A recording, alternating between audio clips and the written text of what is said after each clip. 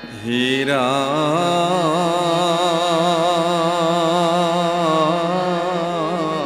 মোরা রাম তোমার সদৃশ যার শ্রীকৃষ্ণ তো মন পুত্র কামে পূর্বত করিল আরাধন হে রাম যদ্যপি মুকুতি দেন্ত মুকুন্দে সদায়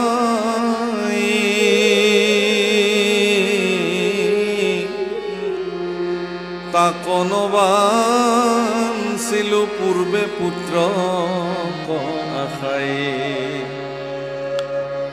হে রাম যেন মতে তৰুৱাৱে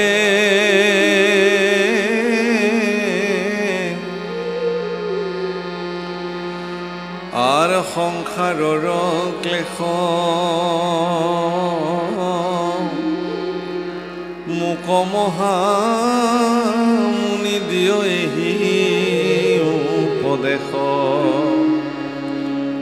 হে দেৱৰ্ষি মই পূৰ্বজন্মতে ভগৱান কৃষ্ণক পুত্ৰ হিচাপে পাবৰ কাৰণে যি সাধনা কৰিলোঁ আৰু সেই সাধনাৰ দ্বাৰা মই ভগৱানক পুত্ৰ হিচাপে পালোঁ কিন্তু এতিয়া এই মায়াময় জগতখনৰ পৰা মুক্ত হ'বৰ কাৰণে কি সাধনা কৰিব লাগিব সেইটো তুমি মোক কোৱা কাৰণ তোমালোক মুক্ত পুৰুষ দেৱৰ্ষি নাৰদ মুক্ত পুৰুষ প্ৰভুকল মই আগতেও বহুবাৰ কৈছোঁ যে আমাৰ ভাওনাবিলাকত অংকীয়াবিলাকত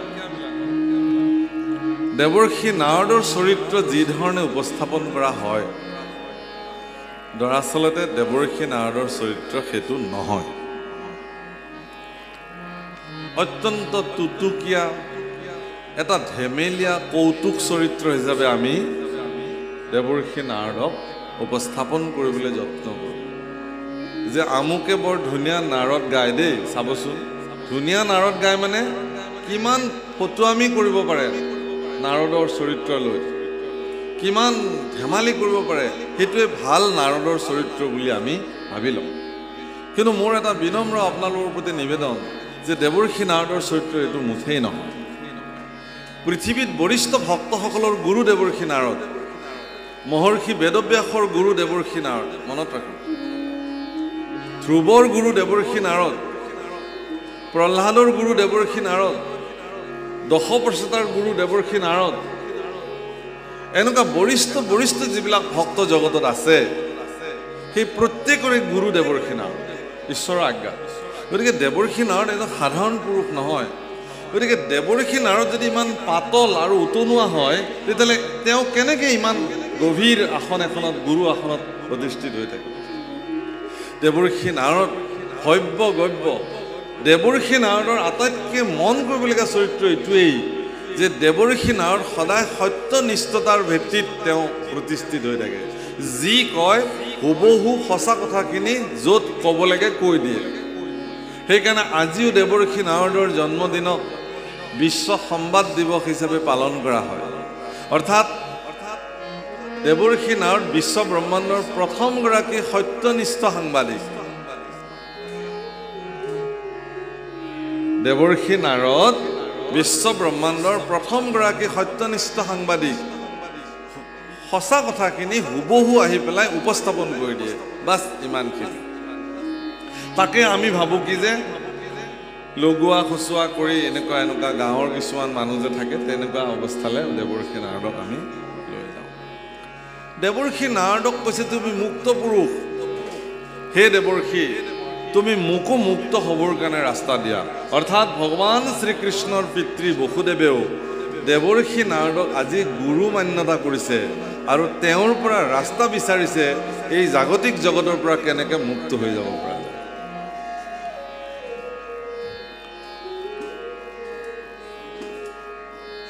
হে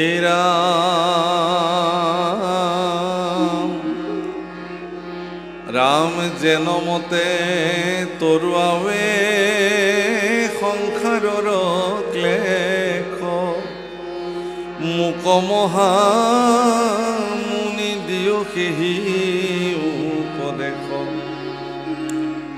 হে ৰাম তুহিলা কৃষ্ণক তুমি যিমত ভকতি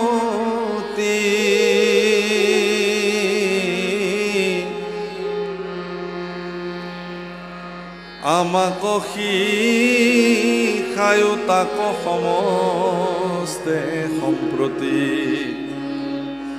হে ৰাম যেন বসুদেৱ হেন পুছিলা হৰিষি হৰিস্মৰি প্ৰীতি ভৈলা আতি দেৱঋষি হে ৰাম পুলকিত তনু মনে মিলি লয়াল হাদ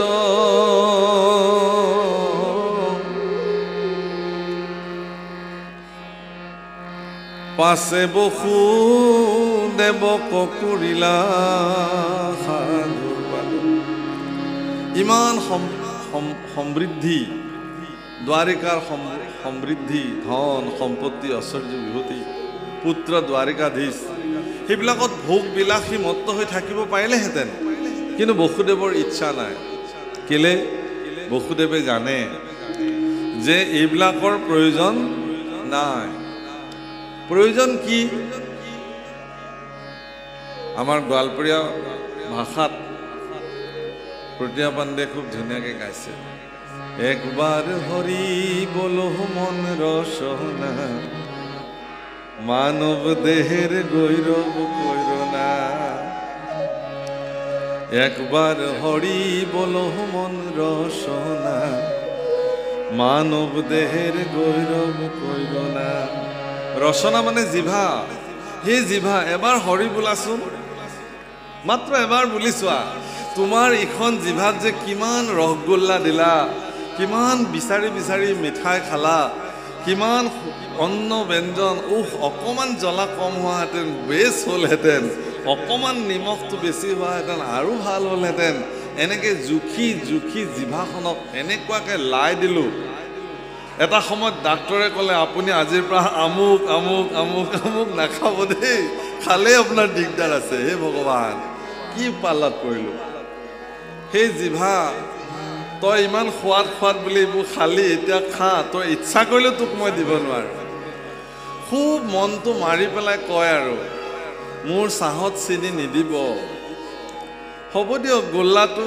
থাকক দিয়ক চেপি পেলাই হ'লেও খাম আৰু তাৰমানে কি ইমান মন যায় আগতে নিয়ন্ত্ৰণেই নকৰিলোঁ জিভাত এতিয়াতো একদম পূৰা বৰ্ডাৰ পাৰ হৈ গ'ল বোলে যে বৰ্ডাৰ পাৰ হৈ গ'ল আনচিকিউৰ্ড ফিল কৰিলে নিৰাপত্তাহীন জীৱন সেইকাৰণে কৈছে মানৱ দেহা মাহাতীৰৰ ভাণ্ড ভাঙিলে হবে খন্দৰ খন্দ মানৱ দেহা মাতীৰৰ ভাণ্ড ভাঙিলে হবে খন্দৰ খন্দ ভাঙলে দেহা জোড়া মিলবে না ওই একবার হরি বলো মন বাহারে বার বেলা ডুবিলে হবে রে অন্ধকার বেলা ডুবিলে হবে রে রাত্রি সঙ্গে নাই তোর সঙ্গের সাথী বেলা ডুবিলে হবে রে রাত্রি সঙ্গে নাই তোর সঙ্গের সাথী সঙ্গের সাথী কেউ তোর হবে না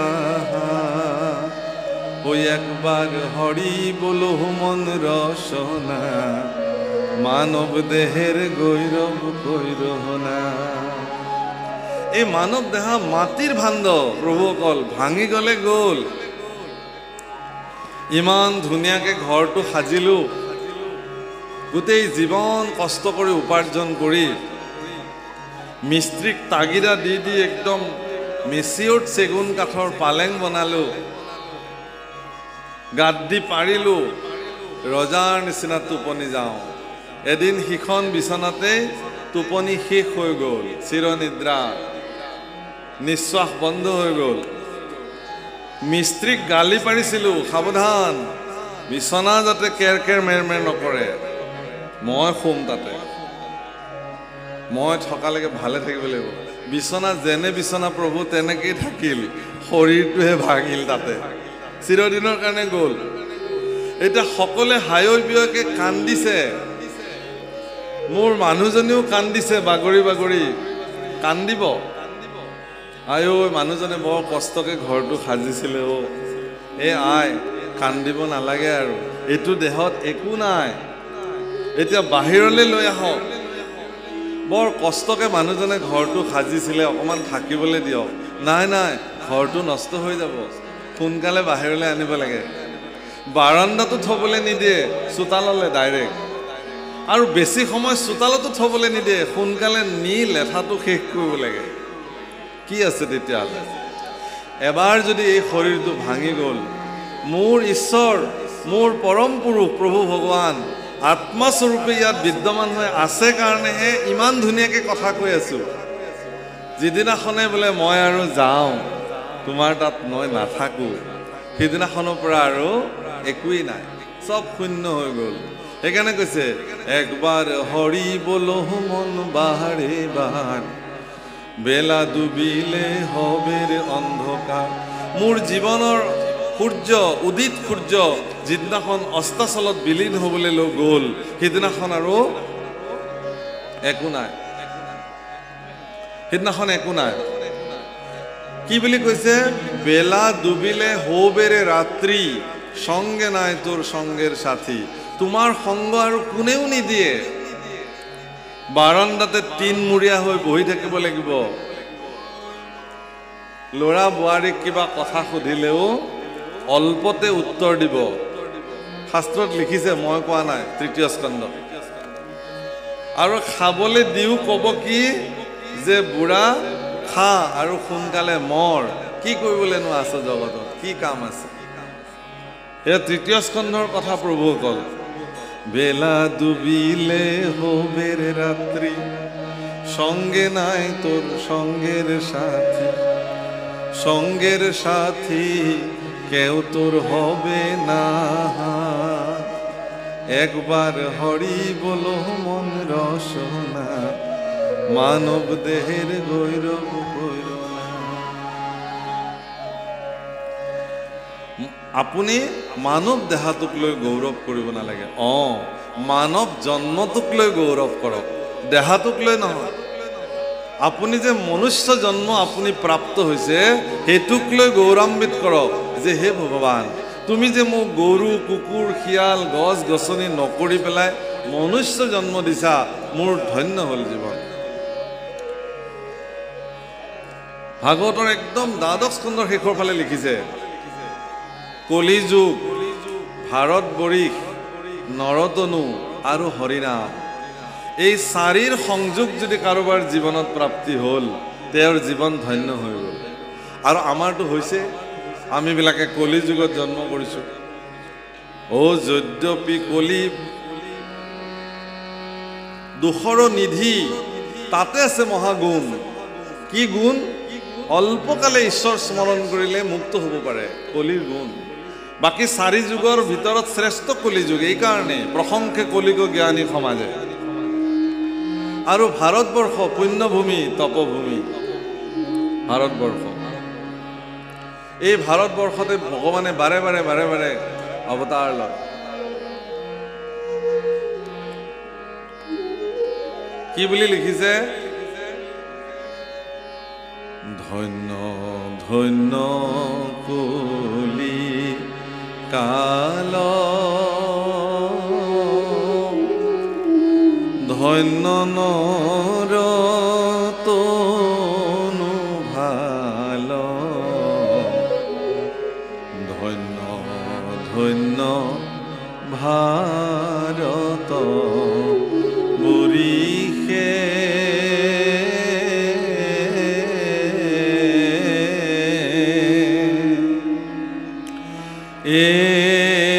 জপ তপ যোগ্যতে যি তোমাৰ চৰণে ভজি, তোৱা গুণ ঘোষি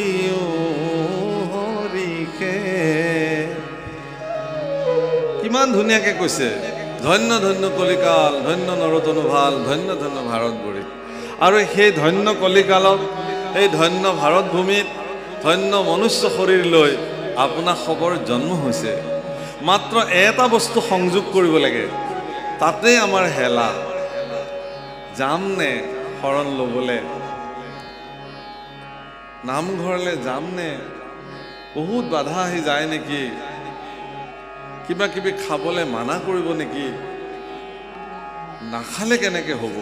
খোৱাই জীৱন, খাওঁ পিও মজ কৰোঁ।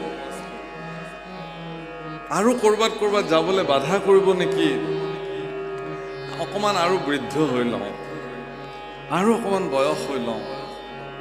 প্ৰভু আপুনি নিজেও নাজানে, মানুহে দুটা দিৱসৰ কথা নাজানে। সেই দুটা দিনেই জীৱন, সেইকাৰণে জীৱন দুদিনীয়া বুলি কয়। এটা জন্মদিন, এটা মৃত্যুদিন। মোৰ কেতিয়া জন্ম হৈছিল মোক কোৱাৰ কাৰণেহে গম পাওঁ, অমুক চনৰ অমুক তাৰিখে। মোৰ জ্ঞাতসাৰে মই নাজানো কোনদিনা এইখন জগতলৈ মই আহিছোঁ, আৰু কোনদিনা এইখন জগতৰ পৰা মই গুচি যাব লাগিব সেইটোও নাজানো। গতিকে জন্ম আৰু মৃত্যু, দশম স্কন্ধত লিখিছে, জন্মৰ লগতে উপজি মৃত্যু লগত, জন্মৰ লগতে মৃত্যুৰ লগত উপজি আহিছে। গতিকে জন্ম আৰু মৃত্যু এই দুটা দিনৰ মাজৰ যিকণ সময়, ইয়াকেই জীৱন বোলে। ওহো জীৱন ৰে জীৱন, সাৰি আহা নাহা যায় সুমুখে, তুই জীবন সাৰি আহা গেলে আদৰ কৰিবে কাহাই জীবন ৰে। গোৱালপৰীয়া গীত, আমাৰ লোকসংগীত, আমাৰ লোকৰ সমস্ত মানুহৰ মুখে মুখে এই গীত প্ৰচলিত আজিও। ওহো জীৱন ৰে, জীৱনক কৈছে, এই জীৱন মোক এৰি নাযাবি, তই এৰি গ'লে মোক আৰু কোনেও মৰম নকৰে, কাঠৰ লগত সমান কৰি জ্বলাই দিব। তুই জীবন সাৰি আহা গেলে আদৰ কৰিবে কাহাই জীবন। টকা পইচা ধন সম্পত্তি ইয়াতে পৰি ৰ'ব। আৰু আমিবিলাকে আমাৰ কীৰ্তনত সেইকাৰণে আমাৰ গাঁও আমি ইন্দ্ৰদুন্যই স্তুতি কৰিছে, পিতৃ মাতৃ ভাতৃ ভাৰ্যাৰ সংযোগে কত হুমিলে সন্তোষ, তাহাৰ বিয়োগে কত সুখে কান্দো, পায়া মহায় সন্তোষ। ও হৰি প্ৰভু জগন্নাথ, নিস্তাৰ কৰা দাৰুণ সংসাৰ। হে জগন্নাথ, হে জগতৰ নাথ, মোক দাৰুণ সংসাৰৰ পৰা তুমি নিস্তাৰ কৰা। কাৰণ ইয়াত সংযোগ হ'লে মোৰ ভাল লাগে, বিয়োগ হ'লে মোৰ বেয়া লাগে। যিমান প্ৰাপ্তি হৈ থাকে সিমানেই ভাল লাগে।